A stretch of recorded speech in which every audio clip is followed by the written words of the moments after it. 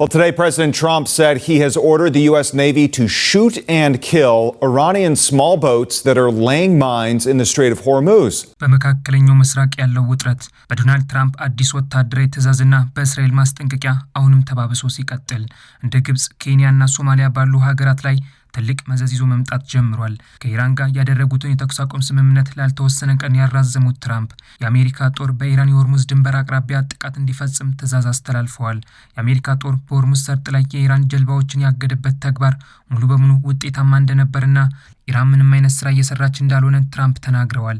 ከ3 ቀናት በፊት የአሜሪካ ጦር የሆርሙዝ ሰርጥን እንዲከፍት ከኢራን የቀረበላቸውን ጥያቄ ውድቅ ማድረጋቸውን የገለጹት ትራምፕ ሰርጡን ከኢራን ጋር ስምምነት ስናደርግ እንከፍተዋለን በማለት አስታውቀዋል። በኦቫል ኦፊስ ውስጥ ከኢራን ጋር ወደፊት ስለሚኖራቸው ሽኩቻ ሲናገሩ የነበሩት ትራምፕ በትሩዝ ማህበራዊ ድረገጻቸው ላይ ኢራናውያንን ወርፈዋል። ፕሬዚዳንቱ የአሜሪካ ጦር የሆርሙዝን የባህር ወሽመጥ ሙሉ በሙሉ እንደተቆጣጠረ ገልጸው ኢራናውያን ግን መሪያቸው ማን እንደሆነ ለማወቅ በጣም እየተቸገሩ ነው በማለት በዛ በየጊዜው መልእክት በሚያስተላልፉበት ትሩዝ በተሰኘው ማህበራዊ ድረገጻቸው ላይ አስታውቀዋል። የሙጅተባ ኻሜኒ መጥፋት በትራምፕ ላይ ብቻ የፈጠረ ጥያቄ አይደለም። የ56 ዓመቱ የኢራኑ ጠቅላይ መሪ አሁን ላይ የት እንዳለ ሊታወቅ አልቻለም። ጠቅላይ መሪው በአሜሪካና እስራኤል ጥቃት ምክንያት አባታቸው በተገደሉበት ወቅት በእሳቸው ላይም ጉዳት መድረሳቸውን ዘ ኒውዮርክ ታይምስ ዘግቧል። The New York Times reporting new details tonight about the health of Iran's new Ayatollah, badly injured in the same strike that killed his father and neither seen nor heard in public since. በኢራን ላይ ወታደራዊ አቅማቸውን እያሳዩ ያሉት ትራምፕ የአሜሪካ የባህር ኃይል በሆርሙዝ የባህር ወሽመጥ ውስጥ ፈንጂዎችን የሚያጠምዱ ጀልባዎች ላይ ጥቃት እንዲፈጽም ትዕዛዝ ሰጥተዋል።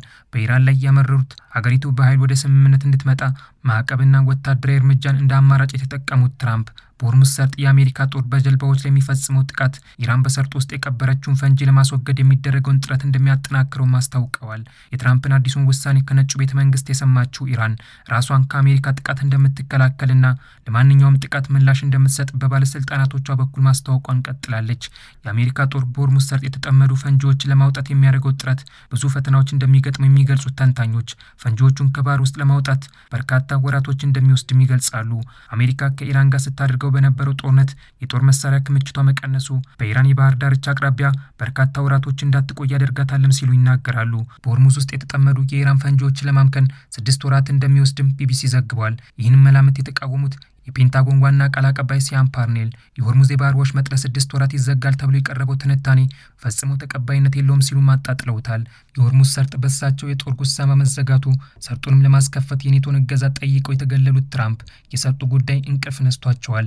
የሆርሙዝ ወሽመጥ ቢከፈት አሜሪካውያን ጨምሮ በርካቶች ደስተኛ ይሆናሉ በማለት የተናገሩት ትራምፕ ነገር ግን እሳቸው የሆርሙዝ ሰርጥ እንዲከፈት እንደማይፈልጉና ኢራን በቀን $500 ሚሊዮን በሰርጡ ላይ ያገኘች መሆኗን ገልጸዋል። ፕሬዚዳንቱ ኢራን ይህንን ገንዘብ እንድታገኝ እንደማይፈልጉ ማስታውቀዋል። We will agree to open the strait and all my people are happy. Everybody was happy except me. I said, wait a minute, if we open the strait, that means they're going to make $500 million a day.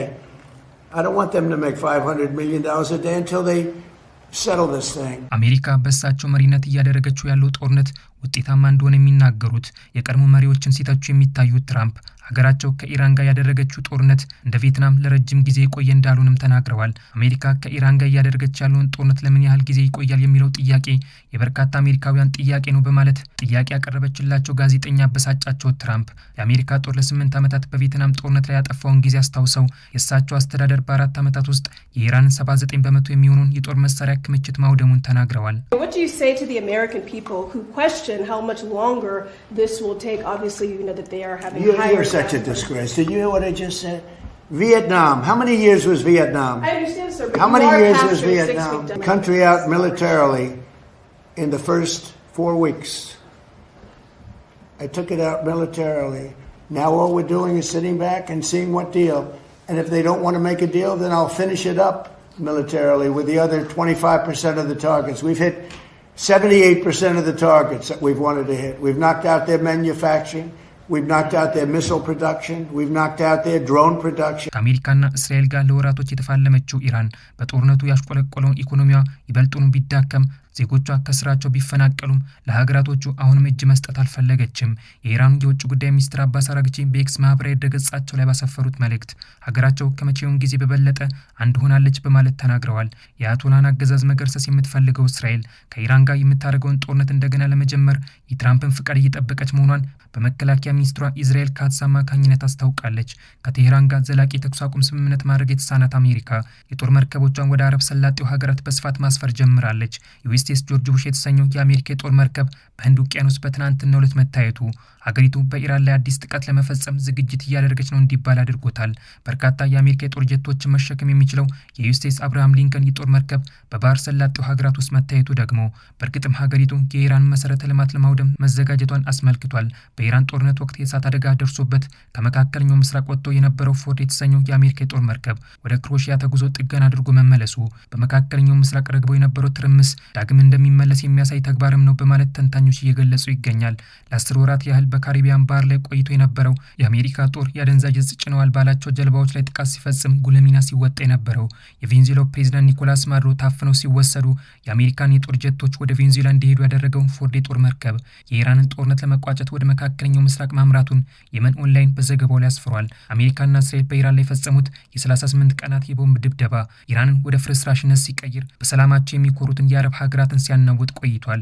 የኢራንን መሰረተ ልማቶች ለማውደም እቅድ ያወጣቸው አሜሪካ አገዛዙን ከስልጣን ከማንሳት ይልቅ የኢራን ህዝብን አንድ እንዲሆኑ እንደሚያደርጋቸውም ዘጋርዲያን ዘግቧል። በአሜሪካ ኢንተርፕራይዝ ኢንስቲትዩት ከፍተኛ ኃላፊ የሆኑት ብሪያን ካርተር ለዘጋርዲያን በሰጡት ቃል ከአሜሪካ ጋር ጦርነት እያደረገ ያለው የኢራን አገዛዝ ጦርነቱን ለማሸነፍ ቁርጠኛ መሆኑን ገልጸው ለዚህም ሲል የሚያጋጥመውን የኢኮኖሚ ቀውስ ለመቀበል ዝግጁ ይመስላል በማለትም ተናግረዋል። መቋጫውን ያላገኘው የሀገራቱ ጦርነት ከሆርሙዝ ሰርጥ ባለፈ በቀይ ባህር ላይ ስጋት ፈጥሯል።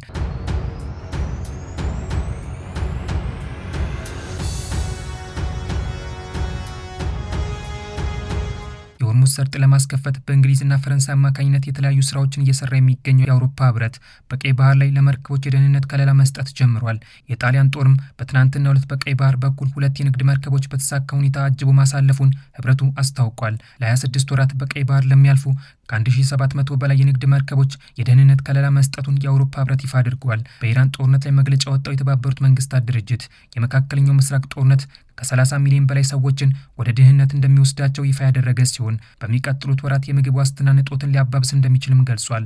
በነዳጅና በማዳበሪያ አቅርቦት ላይ ጉዳት እያደረሰ ያለው የኢራን ጦርነት 30 በመቶ የሚሆኑን የአፈር ማዳበሪያ የሚያገኙትን የዓለም ሀገራትን ከልክሏል። የአረብ ሀገራትም ከምርቱ ገቢ እንዳያገኙ አድርጓቸዋል። የሆርሙዝ ሰርጥ ለመቆጣጠር ኢራንና አሜሪካ እየተሯሯጡ ባለበት በዚህ ወቅት አንዳንድ የአፍሪካ ሀገራት በምግብ ዋስትና ላይ ትልቅ አደጋ ተጋርጦባቸዋል።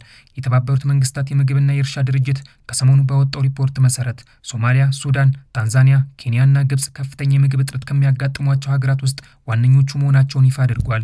የኢራንና እስራኤል ንጹሃን ዜጎች ህይወት የቀጠፈው የአሜሪካ ወታደሮችንም የገደለው ጦርነት በምግብ ሙሉ በሙሉ ራሷን መቻል በአቃታት አፍሪካ ላይ ትልቅ አደጋን ይዞ መጥቷል።